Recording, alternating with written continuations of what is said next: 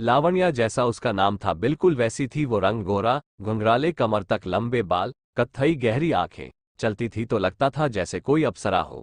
मतलब कोई उसे इग्नोर नहीं कर सकता था।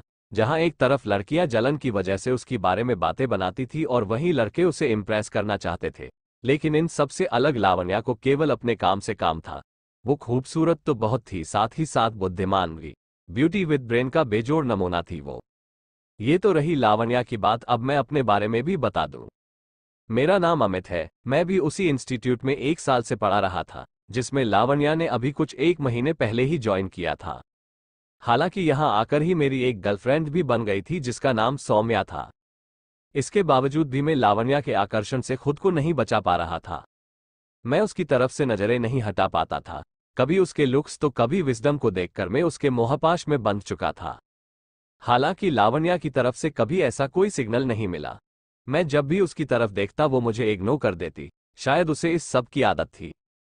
लेकिन इधर न जाने सौम्या को क्या होता जा रहा था। वो हमेशा लावण्या को नीचा दिखाने की कोशिश करती रहती। एक बार तो उसने हद कर दी, उसने लावण्या की झूठी शिकायत मैनेजमेंट से कर दी। दरअसल वो पीरियड लावण्या का था, लेकिन सौम्या ने कहा कि मुझे अपना सिलेबस पूरा करना है, क्या ये पीरियड में ले लूं? लावण्या ने मना नहीं किया। इसके बाद सौम्या ने मैनेजमेंट से कहा कि लावण्या अपने पीरियड्स नहीं लेती। इस बात पर लावण्या की डांट पड़ गई और भीगी आंखों से प्रिंसिपल ऑफिस से बाहर निकली। सौम्या लावण्या को लेकर इनसिक्योर फील करती थी। शायद इन सब घटनाओं से मेरा झुकाव लावण्या की तरफ हो रहा था और सौम्या से मेरा मन हट रहा था। मैं हर हालत में लावण्या को अपने मन की बात कह देना चाहता था। एक दिन सौम्या छुट्टी पर थी और लावण्या स्टाफ रूम में अकेली। मैंने सोचा इससे अच्छा मौका नहीं मिल सकता। मैं उसके पास गया और बोला, मैं तुमसे बहुत प्यार करता हूं। जब से तुम्हें देखा है तब से एक पल भी मेरा ध्यान तुम्हारी तरफ से नहीं हटता। क्या तुम मेरी गर्लफ्रेंड बनोगी? इसके बदले में मुझे उससे ऐसे जवाब की उम्मीद न थी। उसने कहा, अमित, सौम्या एक बहुत अच्छी लड़की है। उसे मेरे लिए तो क्या किसी के लिए भी मत छोड़ना।